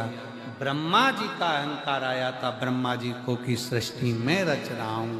ब्रह्मा जी का झूठ बोलना और उनके अहंकार को तोड़ देना, शंकर भगवान ने अपने नख को तोड़ा, फेंका। काल भैरव प्रकट कर कर उस काल भैरव से भगवान शंकर ने कहा कि इस ब्रह्मा के सिर को काट दे। झूठ बोलने वाले उस अहंकारी सिर को ब्रह्मा के शिव ने काट दिया। शिव ने काट। केतकी का फूल झूठ बोला, शिव ने उसको विश्राम। केतकी, सारे देवताओं पर तू चढ़ेगा पर शंकर पर केतकी का फूल नहीं चढ़ेगा, नहीं। झूठ बोलते गौ माता, तू झूठ बोल रही है। तेरा पूरा शरीर पूजा जाएगा पर तेरा मुख पूज जाएगा। ब्रह्मा, तुम झूठ बोल रहे हो, तुम्हारा सिर कटे हुए सिर को भगवान विष्णु देखे। कटे हुए सिर को भगवान विष्णु ने देखा। आंखों से आंसू भगवान नारायण के निकले। प्रभु कृपा कर, दया कर।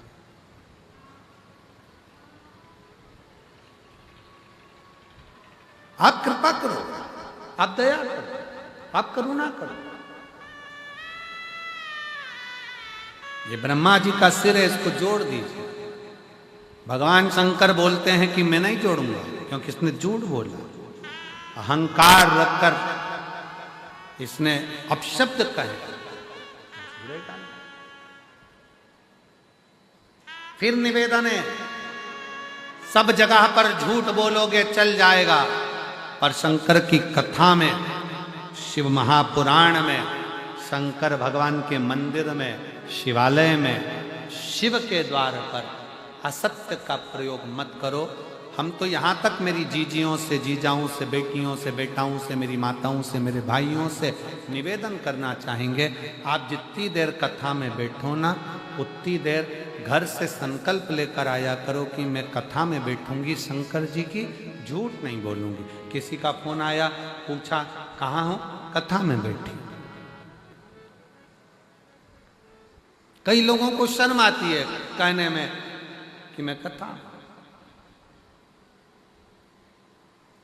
गुरुद्वारे जा रहे हो, सेवा कर रहे हो, कहने में संकोच मत करो। फोन आया, गुरु के दरवाजे पर बैठे हो, गुरुद्वारे में बैठे हो, फोन आया, कहाँ हो, संकोच ना करते हुए सत्य बोलिए कि मैं गुरु के द्वार पर हूं, गुरुद्वारे में आज सेवा करने के लिए आया हूं, आज लंगर सेवा कर रहा हूं, आज ये सेवा कर रहा हूं, आज वो सेवा, बूट उठाने की, जूता उठाने की, चप्पल उठाने की सेवा करने की। छाती ठोक कर कहो, सत्य कहो। शिव की प्रियता सत्य में, इसलिए सत्यम शिवम। जहां सत्य है वहां शिव है, जहां शिव है वहां जीवन सुंदर है। बस यही जीवन का एक सार तत्वता है कि सत्यम शिवम। झूठ क्यों बोल, असत्य क्यों बोल?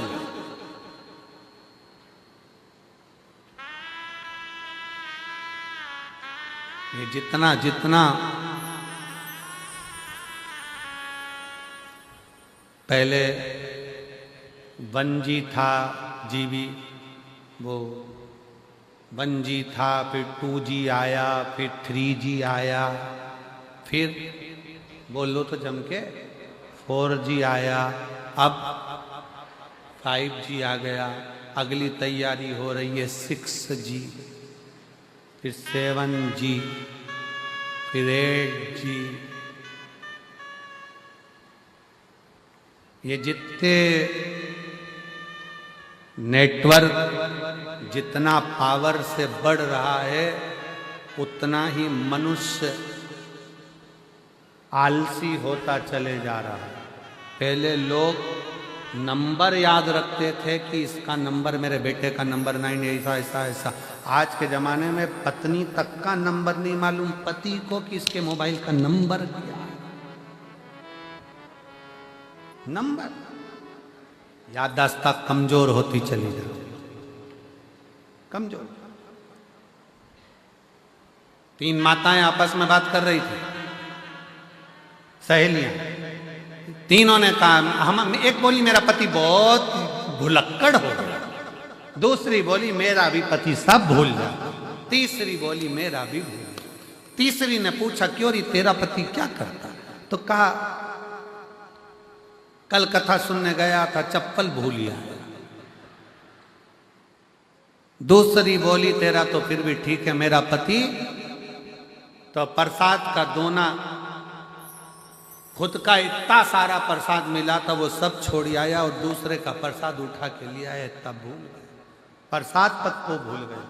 तीसरी बोली तुम दोनों के पति तो फिर भी ठीक हैं, कल मैं बाजार में से, मंडी में से सब्जी खरीद रही थी, इधर से मैं सब्जी खरीद रही थी, टमाटर, वो मेरे बाजू में खड़ा होकर खरीद रहा था भिंडी, और मेरे पास में आकर बोलता है बहन जी मैंने आपको कहीं देखा है। अब बताओ तुम्हें क्या?